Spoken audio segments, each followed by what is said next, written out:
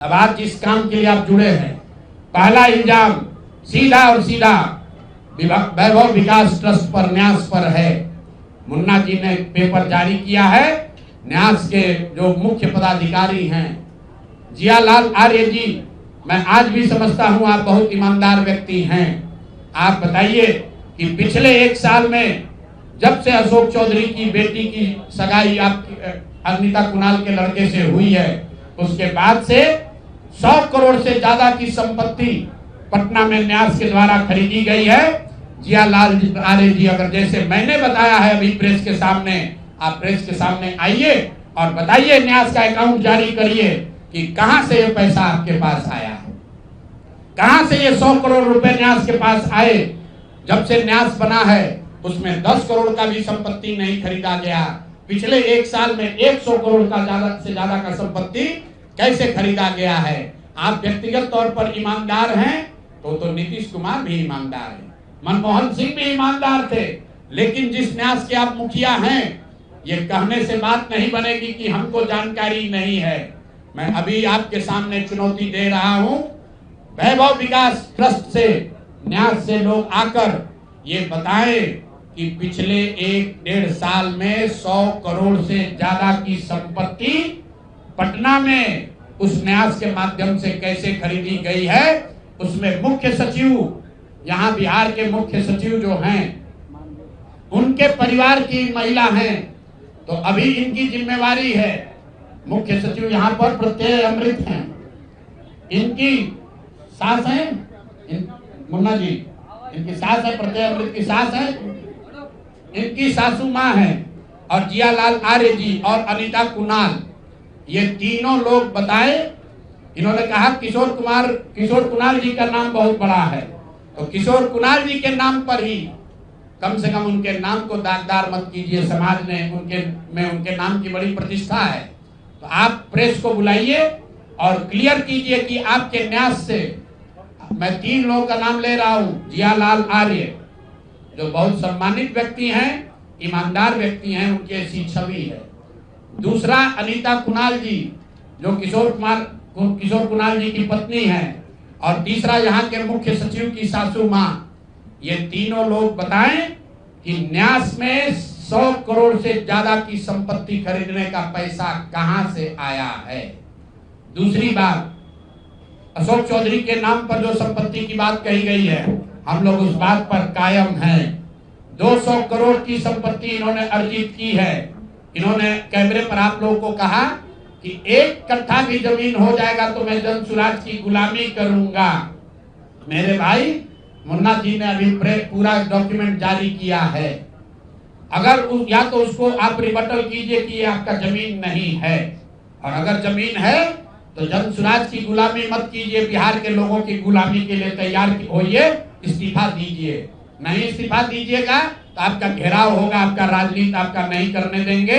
हम लोग राज्यपाल, मुख्यमंत्री नहीं सुन रहे हैं तो हम लोग राज्यपाल महोदय के पास जाएंगे, कोर्ट में जाएंगे, इनके खिलाफ कार्रवाई होनी चाहिए। और 100 करोड़ का मानहानि का नोटिस भेजे थे, आज डर के मारे शायद कहे हैं कि अब आगे ये हम कानूनी कार्रवाई नहीं करेंगे, तो 5 दिन के अंदर अंदर आधिकारिक तौर पर लीगल नोटिस वापस ले, और नहीं लगे तो इन पर 500 करोड़ का और घोषणा करेंगे। नोट कर लो भाई, 200 करोड़ पर घबराए हुए हैं ना, ये 500 करोड़ का और अवैध संपत्ति जो खरीदा है अशोक चौधरी ने अलग अलग नाम से। 7 दिन का समय दे रहे हैं, 7 दिन के अंदर अंदर अगर अब इस बात के लिए माफी कि प्रशांत किशोर पर झूठा मानहानि का मुकदमा करने का केस तो नहीं किया है, नोटिस भेजे हैं, तो अगर 7 दिन के अंदर अंदर लीगली कैमरे के सामने आकर ये नोटिस वापस नहीं लिए तो इन पर 500 करोड़ का और जो अवैध संपत्ति ये कब्जा किए हैं, खरीदे हैं, उसकी सारी सूची आपके सामने जारी करेंगे। एकदम इनको चुनौती दे रहे हैं भाई। 200 पर दिए हैं, 200 किए थे, 500 करोड़ का इनका पेपर तैयार है। पिछले 8 महीनों में इन्होंने 20,000 करोड़ से ज्यादा का कॉन्ट्रैक्ट दिया है। 20,000 से ज्यादा का कॉन्ट्रैक्ट भाई साहब ने दिया है, और हर कॉन्ट्रैक्ट में 5% पैसा कमीशन के तौर पर लिया गया है। को लगता है कि राजनीति में और स्पेशली जब चुनाव आता है तब आरोप और प्रत्यारोप हर समय हर किसी पे लगते रहते हैं। ये कोई नई बात नहीं है, इसको लोग एज अ टूल यूज करते हैं मीडिया में अपना रेलेवेंस बनाए रखने के लिए। ऐसे में हमने जो आरोप वो लगाए हैं उस पे हम, मेरे पिताजी और मेरी मदर इन लॉ, ये सब लोग पहले भी इस पे जवाब अपना अपना पक्ष इस पे रख चुके हैं। लेकिन वो बार बार जिस तरीके से आरोप लगा रहे हैं, हम फिर कह रहे हैं कि सारे आरोपों का कोई आधार नहीं है, ये सब आरोप झूठे हैं और ये सारे आरोप बेबुनियाद हैं। हम लोग सब अब चुनाव के समय आ चुके हैं। चुनाव के समय इस तरह का आरोप लगाना किसी पे भी बहुत आसान हो जाता है। सभी लोग एक दूसरे पे आरोप लगा रहे हैं और सभी लोग इस आरोप के बंदिश में जनता को घुमाने का प्रयास कर रहे हैं। हम अपने तरफ से ये जरूर कह सकते हैं, पूरी ईमानदारी के साथ कह सकते हैं कि सारे आरोप झूठे हैं, सारे आरोप बेबुनियाद हैं और इन सारे आरोपों का कोई आधार नहीं।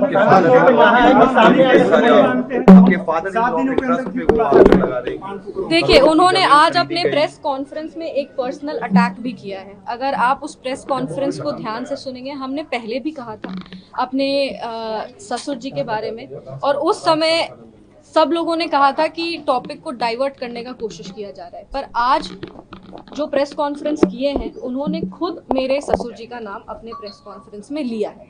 उन्होंने मेरी सासू माँ का भी नाम प्रेस कॉन्फ्रेंस में लिया है और उस ट्रस्ट से रिलेटेड जितने और 2-3 लोगों का नाम उन्होंने लिया है। इतने ध्यान से हम प्रेस कॉन्फ्रेंस देख नहीं पाए क्योंकि हम यहाँ थे, पर हमको इतना ज़रूर पता है कि उन्होंने एक पर्सनल अटैक भी किया है मेरे ससुर जी का नाम लेकर के, कि उनके जाने के बाद हम लोग जान के ये सब कर रहे हैं। जो भी जैसा भी उन लोग पर्सनल अटैक किए हैं, वो देखिए ये दिखाता है कि उनकी सोच कैसी है।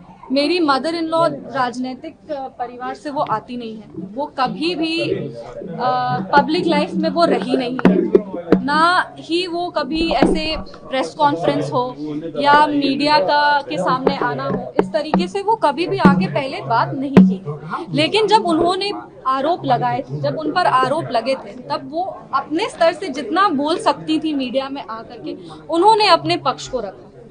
उन्होंने उसी समय कहा कि ट्रस्ट पूरी ईमानदारी के साथ क्लीन होकर के अपना काम करता है। ये ट्रस्ट आचार्य किशोर कुणाल जी के विचारों पे, उनकी जो ईमानदारी का आधार था, उस पे ये ट्रस्ट चलता है। ये ट्रस्ट का पेपर सारा क्लीन है, ऐसा कुछ भी नहीं है जो ये ट्रस्ट गलत किया है। और अगर ज़रूरत पड़े तो जिस तरीके से वो क्लिप भी हम दिखा देंगे जिसमें वो सारा कागज़ लेकर के बैठी हुई थी।